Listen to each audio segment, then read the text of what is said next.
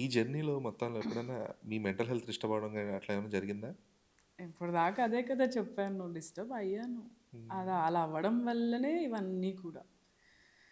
ఆహ్, చెప్పాను కదా! There are friends who left me, who stop talking to me. Reason ఏదైనా అయ్యుండొచ్చు. మళ్ళీ దేర్ ఆర్ పీపుల్ నువ్వు చాలా మంచి అమ్మాయివి, మంచి అమ్మాయివి, నువ్వు చాలా బాగుంటావు. ఇంకేంటి చాలా అందంగా ఉంటావు అని చెప్పి ఎవరు సినిమాలో పెట్టుకునేవాళ్ళు కాదు. జస్ట్ ఆ కబుర్లు అనమాట.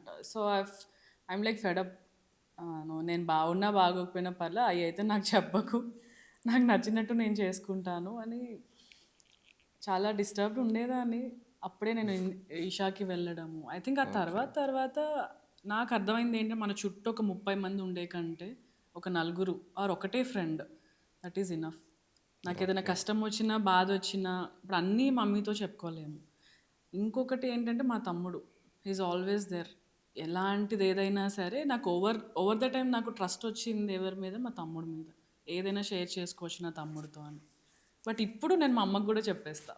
అప్పట్లో భయమేసేది. ఇప్పుడు నేను చెప్తే బికాజ్ మనలా ఎలా ఆలోచించరు తీసుకుంటారు కదా! అని. ఇప్పుడు అమ్మ ఏదో అయిందంటే భయపడిపోతారు. ఇంట్లోంచి బయటకి పంపించరు. జిమ్‌కి కూడా మా అమ్మ వచ్చేది నాతో పాటు. అంటే భయం. హైదరాబాద్ మనకి తెలీదు.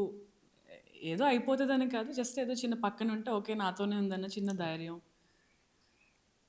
So, yeah! ఫ్రెండ్స్ విషయంలో అదొకటి నేర్చుకున్నాను. Not that they hate me but they will say మంచి అమ్మాయివి అది ఇది చెప్పి మళ్ళీ ఇట్లనే. But I okay. Have made my circle. నాకు తెలుసు. నా ఫ్రెండ్స్ ఎవరో నాకు తెలుసు. పోయేవాళ్ళు ఎట్లనో పోతారు. ఉండేవాళ్ళు లైఫ్ లాంగ్ ఉంటారు. బట్